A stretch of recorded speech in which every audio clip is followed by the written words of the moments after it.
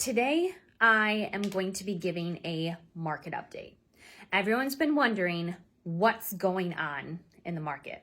The last time I did one of these, it was January of 2022, the beginning of the year, as there was predictions of what would go on in the year. And now that we are at the beginning of August of 2022, what are we looking at? What is reality? What has played out this year? What is going on in the market? I'm Bethany Warnches, real estate agent with Addison Jones, and you are watching Tuesday Talks with Bethany, where I answer real estate FAQs. So let's start this market update talk focused on supply and demand. We are starting to see more supply come to the market. That means we are seeing more inventory, more houses for sale. Now, it's not a major flood of them, but we are seeing more of them. But the demand is still high, and supply and demand impacts the market, impacts pricing. So there is still a housing shortage out there. The millennial generation is the biggest generation, and they are of average first-time homebuyer age over the next 5 years. So they still need housing. That demand is still there. Building, we still haven't had enough new builds and caught up since the construction kind of dropped off in 2008. And so there's still that housing shortage because not enough have been built. Also, rent, especially now, is continuing to go up. So maybe a mortgage isn't necessarily going to be cheaper, but maybe they're going to be more on a level playing field. And what do you want to do? Do you want to rent? Do you want to buy?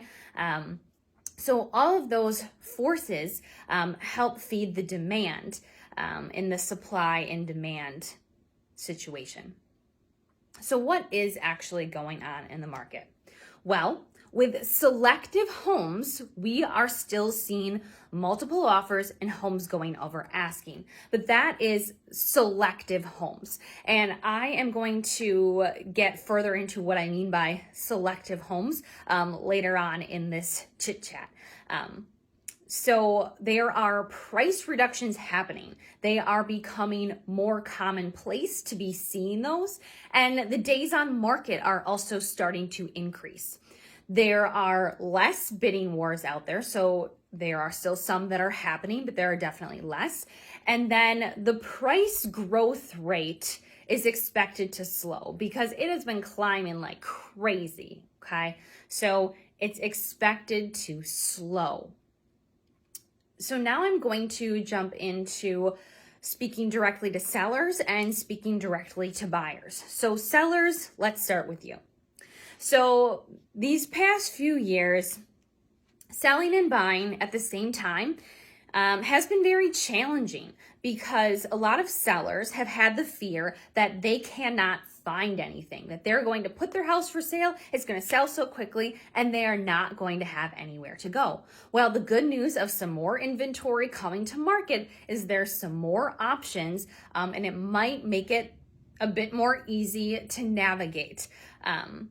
Also, it has been very hard to get an accepted offer when you have a house to sell. And as the market shifts, we're more likely to see more sellers who are open to that again because they would rather take your offer that's just going to take a little longer that has a house to sell first versus having no offer at all. So we may see those become more commonplace again. Right now, it is not the time to push that price and try to shoot for the stars because you are going to likely rack up days on market and you are going to likely have to price reduce. This is also an important piece to talk with your trusted real estate agent about strategy and your goals. Because if you have a timeline of when you would like to sell in, you need to price appropriately. If you are just putting your house on the market to see what happens and you really don't need to sell, or it doesn't really make a difference to you if you do sell or not, then maybe you can go for that higher price and you can just sit there and you can see what happens. And maybe you'll get a buyer who will pay that over 4-6 months, and maybe you won't. So it's really important to understand what your goals and your strategy are when you list your house, because that'll play a role in how you price it. Then I really want to talk about how your house is a product, and you really want to showcase your house. In this hotter market, some people have gotten away with, not showing their house in its best light. But as we shift, it's going to be very important because there's going to be more competition. You may have been the only one before. Now there may be 10 other ones that someone has to choose from. So how are you going to stand out? How are you going to make buyers want to choose your house? So you need to showcase your house like it is a product. So condition and pricing are both very important as we do a market shift. So you may or may not get multiple offers. And I'm going to say, going back to what I was chatting about before about selective homes, having multiple offers and bidding wars. So how do you be one of those selective homes? Well, there's 3 really important things when you go on the market that play a role in that. So number 1, location. You've heard location, location, location. How desirable is that location? Then condition. How does the home show? How updated is it? Things like that. And then price. Where have you priced it? Now, if you have 3 of these 3 things right, if your location, your condition, and your price are all spot on, there's likely a chance that you could still have that bidding war, still sell over asking, or at least still sell relatively quickly and get pretty close to asking price if you can fit all of those. Now, when we have 2 of those out of location, condition, and price, you should still be able to do okay.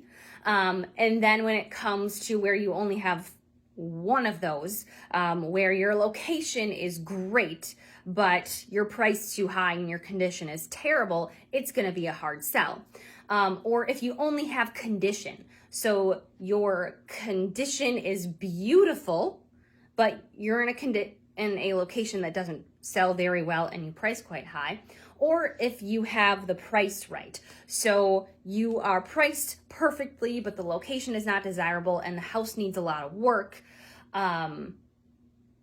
that can be a hard sell too. So you want to have at least 2 of the 3, and having 3 of the 3 is even better to help you sell in the market we're shifting into. So again, that was location, condition, and price to be paying attention to. As a seller, I just want you to start being more prepared for longer days on market, and then price reduction. So just be aware that that is becoming more commonplace and more of the shift. And it really just kind of depends where your house falls and how that's going to play out.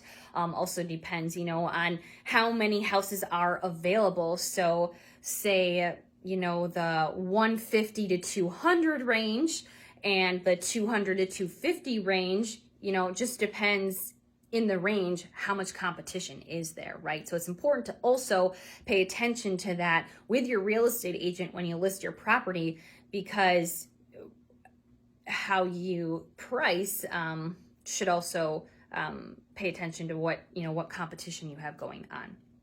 So that's for sellers.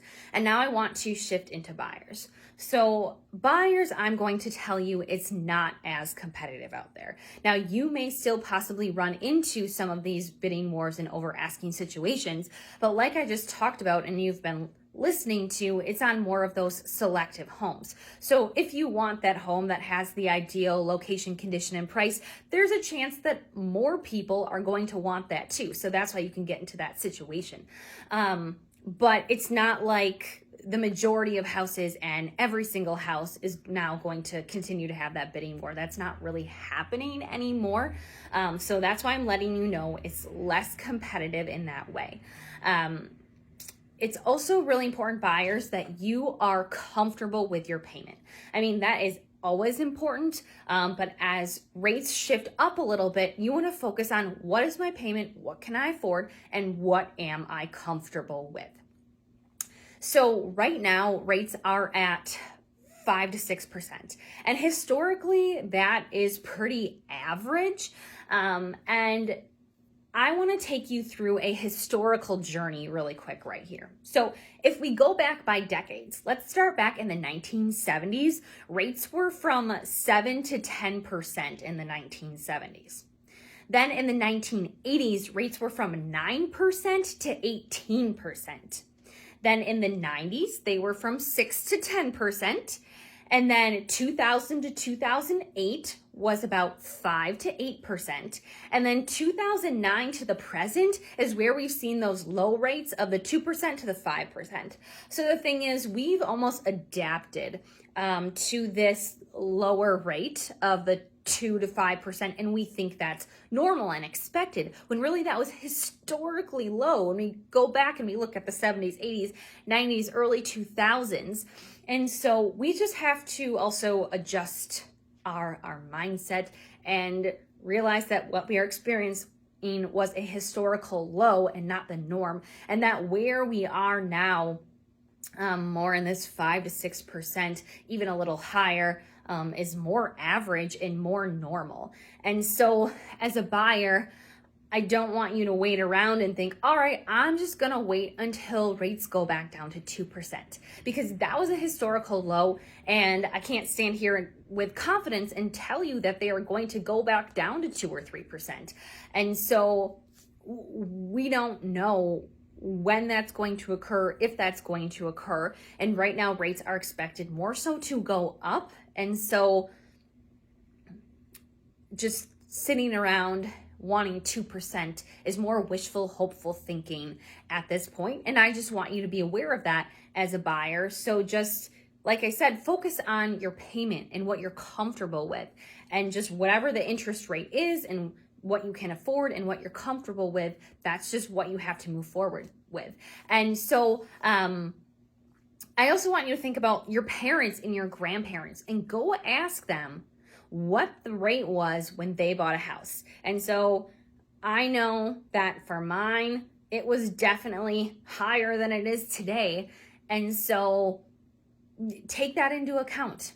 They had interest rates much higher than what we just experienced too. So again, it's just more of that normalization to coming back down to what a normal average rate is in this 5 to 6% rate. So from here, I just want to talk about that the market is expected to be more of an evening, right? It's not expected to crash. It's expected to have an evening. But I'm going to say that there are factors that we want to be watching, because factors could impact the housing market that could lead there. We are not leading there now, but it's just things we monitor, because these are factors that could change the tide if they do shift. So let's talk about them. So inflation starting off the year, they were predicting it was going to go down, and instead it went up. And inflation, around 9% or so, that is very, very high. Now, if inflation would continue to rise, we don't get it under control, that definitely could cause affordability issues. So that is one factor to be watching of where does inflation go. Then jobs. It has been where everyone is hiring. You can go out and find a job, and there's the unemployment rate is pretty low, all of that. But if we start to see job loss and job layoffs in a large quantity, now that is going to also impact the housing market. So it's another factor to watch with jobs. Is there creation of jobs? Are people hiring? Or is there a lot of loss and layoff? So something to monitor. Then wages. Do they keep up with this inflation? Or if they don't keep up, then again, that creates an affordability problem where we're not getting raises and then we can't afford what's in our everyday life. And then last of all, it's watching those rates. We're around this 5 to 6%. But what if we head up to 12% or something like that? And I'm not saying any of these things to scare you, but I'm just saying these things to be realistic. And it's to just watch factors and pay attention to your surroundings and to what's going on. So inflation, job loss, wage growth, and interest rates are all definitely something that play a role in the housing market. So how could these things play a role and then in turn lead to hurting the housing market? Well, sellers, maybe they could afford their mortgage payment when they bought the property. But if everything around them they can no longer afford, or they have to pay more for everything else, then it can make it harder for them to continue to make that mortgage payment. So it becomes unaffordable for sellers. So that's how those different things, really in that case, inflation, job loss, and wages, could affect a seller to have to sell or go into foreclosure, which could head to that. Again, I'm not saying that that's where it's headed. It's factors to watch of how that could work. Then with buyers. So say buyer is excited. They want to buy a house for $200,000. They've been looking on the internet. They love the houses in the $200,000 range, but they go in and where the interest rates are, they find out they can only get pre-approved for $125,000. They're disappointed and they decide that maybe they're gonna hold off. So that's how that could affect buyers entering the buyer pool if interest rates would go up even more significantly, or if a buyer, can't keep a job and has a layoff or a job loss, that could affect buyers from buying. Again, inflation and wages just not being able to afford what they want. So these are just factors we watch. Not things that are necessarily happening right now. I'm saying that right now, inflation, if it stays where it is, we can, or also better yet, bringing it back down, that would be great. Jobs right now, jobs are okay. Maybe there are some freezes, some layoffs, but it's not in this mass quantity yet. Wages, that's to be seen if they do keep up. And then interest rates, we got to watch them and kind of see what happens with them. So watching those factors. Last of all, I just want to talk about how people move due to life events, no matter what the market is. There will always be buyers, but when all of this other stuff is going on, there will likely be less of them. But people move due to life events, no matter what the market is. And so there will always be some of them, but maybe just not as many. I also want to point out that the Midwest is more stable and less volatile than if you lived on the coast or lived in the South. And so you can be happy that you are a Midwesterner and a Wisconsinite, and that it's less crazy here. So overall recap again. An evening of the market is expected, but we pay attention to other factors that could change the tide, and just see where those go. But right now, the prediction is the evening of the market. Watch the factor. So hopefully this was helpful to you, whether you are looking to sell, whether you are looking to buy, or just someone has interest of what is going on right now. I hope this was helpful to you. And next time I do another chat, it's just going to be a showing series and talking about how showings work when you're going out looking at houses. So thanks for joining me today. Again, I am Bethany Warnches from Addison Jones, and I hope you learned something.